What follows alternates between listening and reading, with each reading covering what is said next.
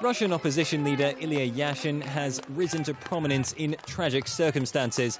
After his friend and colleague Boris Nemtsov was murdered on February 27th, just 100 meters away from the walls of the Kremlin, Yashyn vowed to finish the work Nemtsov had begun. What that meant, above all, was to make sure that this report saw the light of day. The work's title is just 2 words. It reads Putin.War. Based on material Nemtsov collected prior to his death, it offers compelling evidence of Russian military involvement in the conflict in East Ukraine. The report came out on May 12th, after a long struggle to find a publisher. Here's Yashyn at the first press conference in Moscow following the release. He says, "The war with Ukraine is an undeclared war, a vile, cynical war which amounts to a crime against all of the Russian nation. We pay for it with the lives of our citizens. We pay for it with the economic crisis. We pay for it with political isolation.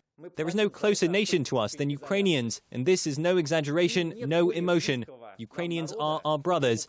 Putin will go down in history as the president who made Russians and Ukrainians enemies."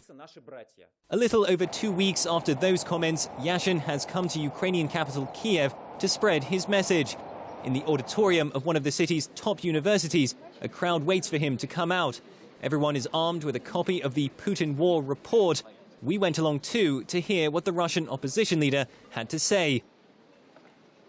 We're in the auditorium now. It's slowly filling up. Ilya Yashin will come out on the stage behind me in just a few minutes. He'll be telling us more about this book here, Putin.War. The expectation is mounting.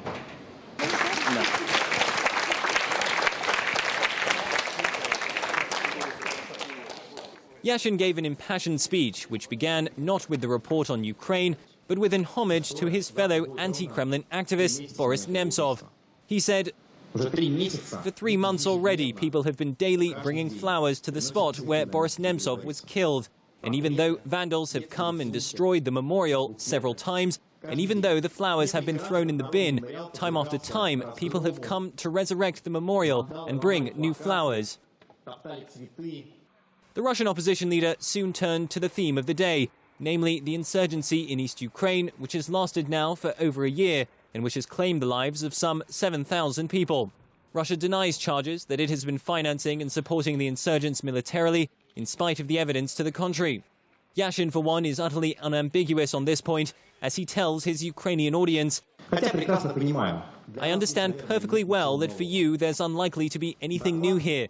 The report has systematically brought together an exhaustive proof of the fact that in East Ukraine, a Russian military unit is active, and of the fact that in East Ukraine, Russian fighters are active who have been recruited, trained, armed and financed with the active support of Russia's executive branch of government.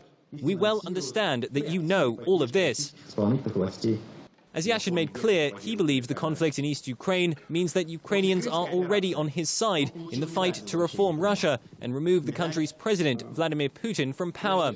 And that's why the 31-year-old went on to say he believes he doesn't need to translate the Putin.War report from Russian into Ukrainian or even English, because above all, his task is to win over the Russian people. He says, "Russian society is deeply traumatized by the aggressive propaganda which has been forced upon it already for many, many years. It's not only in the last year and a half. This didn't begin yesterday or the day before yesterday. Putin has been in power for 15 years already, and the first thing he did was destroy the independent media." Regardless of the international sanctions imposed on Moscow because of its destabilization of Ukraine, Yashyn says that, in the end, change in Russia cannot come from an external source. He says it has to come from the Russian people.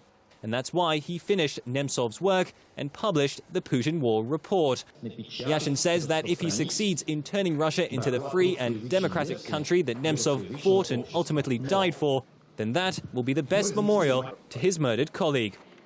Reporting for Ukraine Today, this is Rahim Rahemtulla in Kyiv.